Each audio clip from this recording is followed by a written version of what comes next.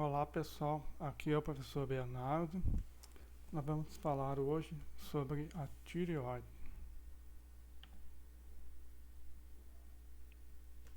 Então a tireoide ela está localizada nessa região aqui no pescoço, anteriormente à traqueia, tá? Estão vendo aqui a traqueia, aqui a glândula tireoide, certo? Tem essa posição aqui, fica na parte anterior da traqueia. A tireoide produz três hormônios: T3 ou triodotironina, T4 ou tetraiodotironina ou tiroxina e a calcitonina, que é um hormônio que será tratado numa outra aula. Então, quando se fala de uma arsenal de hormônios tireoidianos, o T3 e T4. Então, aqui mostra uma imagem, um corte histológico da tireoide, mostrando aqui folículo da tireoide, que está representado aqui, certo? Aqui temos um vaso sanguíneo, que aqui mais ou menos deve aparecer por aqui. Tá? Aqui do lado aparece célula parafolicular ou célula C, aqui onde há a produção de calcitonina. Tá? E aqui em preto, aparece aqui, são as células epiteliais foliculares ou células foliculares. Dentro, que está aqui no desenho e aparece aqui no quadro histológico, temos o coloide, tá? Que é uma espécie de gel, que é o lúmen folicular. Muito bem. Então, aqui nós temos o aminoácido básico para formar tanto o T3 como o T4, é a tirosina. Então, a tirosina ela vai ser iodada, ou seja, se formar o T4 serão 4 átomos de iodo. Tirosina mais 4 átomos de iodo. E se for a triodotironina, 3 átomos de iodo. Certo? Tirosina de 3 iodo. Então essa formação é feita ali no folículo. Então aqui nós temos a representação. Primeiro, então aqui são células foliculares, certo? E aqui o coloide. Então o que temos aqui? Aqui vem do sangue, tá? Aqui temos o sódio também. É um transportador, tá? Um simporte sódio iodeto. Tá? Transporta então iodeto para dentro da célula. Aí o iodeto então vai passar para dentro do coloide através de um canal de iodeto. É convertido a iodeto 2. Tá? Aí temos a tiroglobulina, que é uma proteína que contém nada mais, nada menos que tirosina. Tá? É lançada dentro do coloide por extracitose. Aí temos a combinação de iodo e tiroglobulina, tá? Que forma então mitidite aqui, que são radicais com um iodo e 2 iodo. E aí vão formar o T3 e T4. Por endocitose, tá? Então uma parte do coloide entra na célula, tá? Uma vesícula, se fundem com lisossomos, então as enzimas proteolíticas quebram essa tiroglobulina ligada ao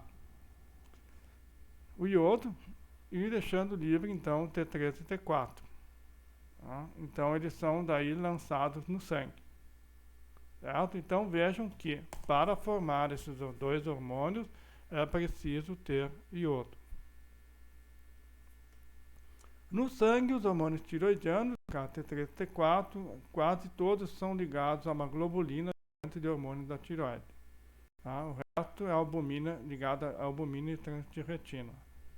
Essa ligação ela aumenta a meia-vida dos hormônios. Aí eles ficam, digamos, ativos por mais tempo. Ou, digamos,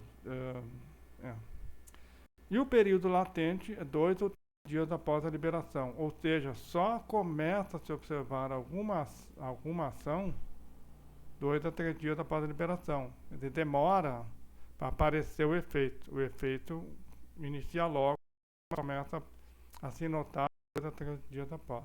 E o máximo efeito 10 a 12 dias, no caso aqui da tiroxina.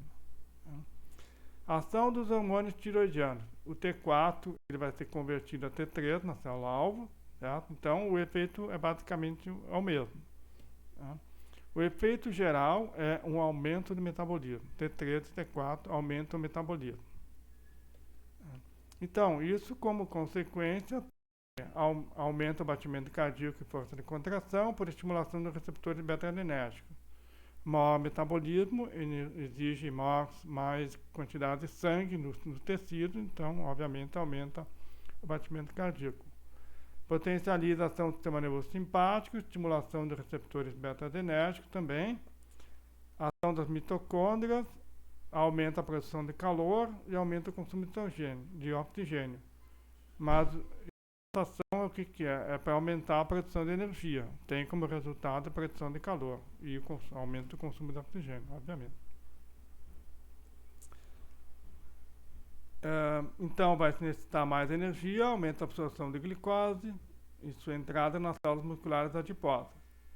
Aumenta a quebra de gorduras, ou seja, o gasto de gorduras, e geralmente há uma redução do peso, mas um aumento do apetite, para atender essa demanda de energia. Nas mulheres, promove o desenvolvimento das glândulas mamárias, junto com a prolactina, isso mais de gravidez, né? São necessários nas crianças e adolescentes para o crescimento, então necessários para a produção do hormônio de crescimento, e também promove aumento da síntese proteica e crescimento ósseo. E importante também para o desenvolvimento normal do sistema nervoso central do embrião. Então, crescimento funcional dendrítico, mielinização, desenvolvimento coclear. Se no período embrionário houver algum problema na produção desses hormônios, T3 e T4, poderá haver um problema de retardo mental e problema de surdez também. Como é que é regulada a secreção de T3 e T4? Então, nós temos aqui, o hipotálamo produz o hormônio liberador da tirotrofina, tá?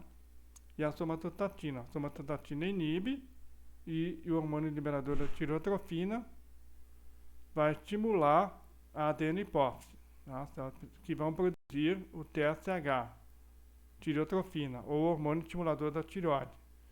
Estimular a tireoide a produzir T3 e T4.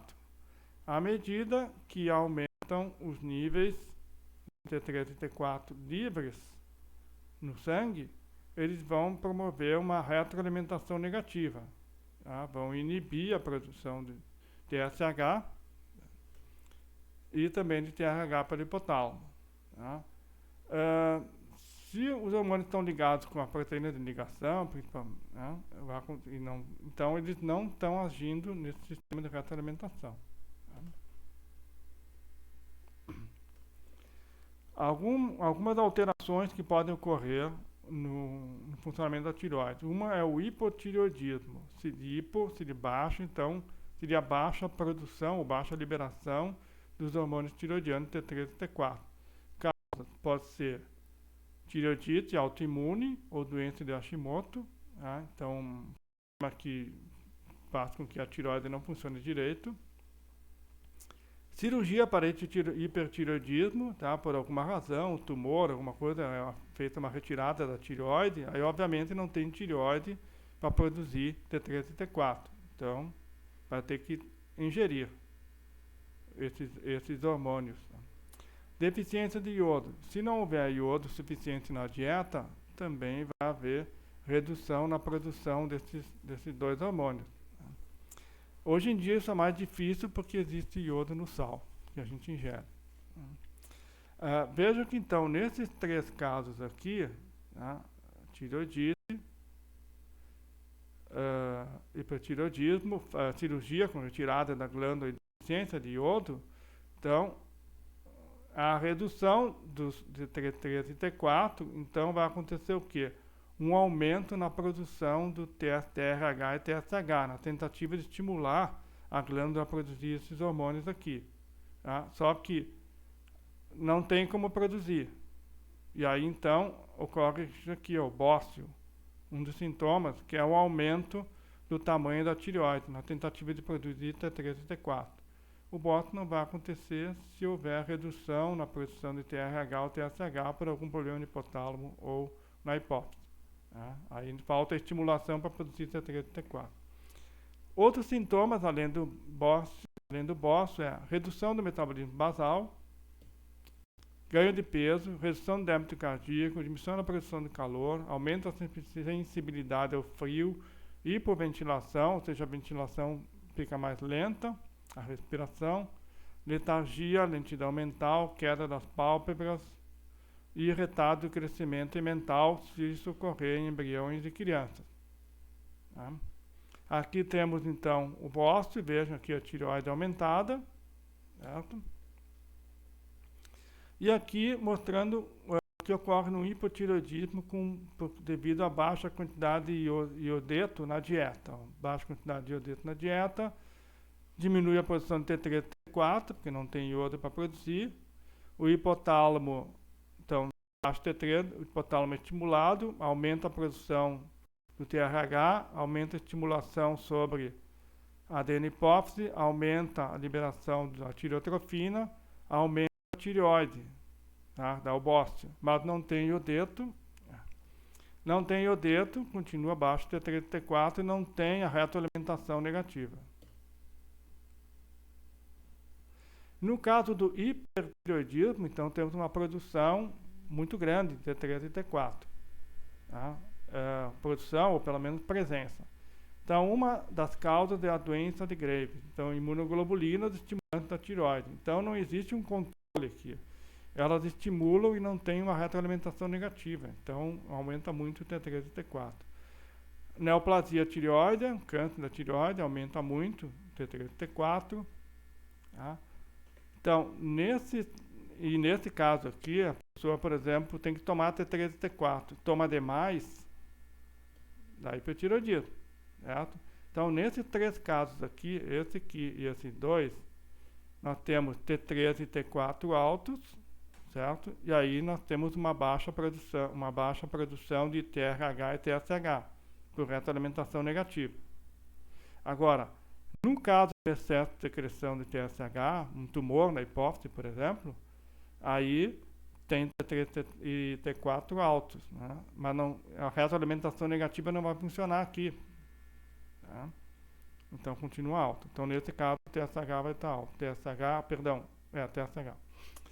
Sintomas: aumento do metabolismo basal, aumento da perda de peso, aumento do débito cardíaco, dipneia, uma respiração irregular, tremor, fraqueza muscular, exoftalmia, já vamos ver na próxima figura, e o bócio, certo? Aqui o bócio porque quando há excesso de secreção de TSH.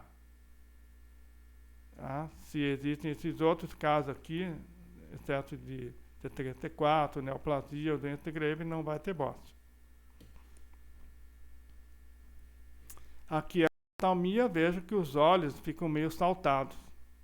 Tá? É um dos sintomas também do hipertireoidismo. Certo? Então, com isso, nós terminamos a nossa parte de tem mais isso aqui. Então, o hipotireoidismo devido à doença de Graves. Tá? Então, o hipotálamo. Bom, vamos começar aqui. Imunoglobulina estimuladora da tireoide.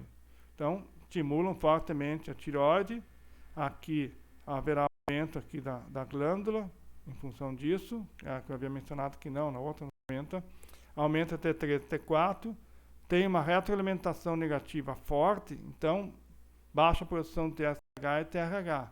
Mas isso não importa porque não é o TSH que está estimulando a tireoide, são essas imunoglobulinas. Certo? E com isso terminamos então essa parte da tireoide.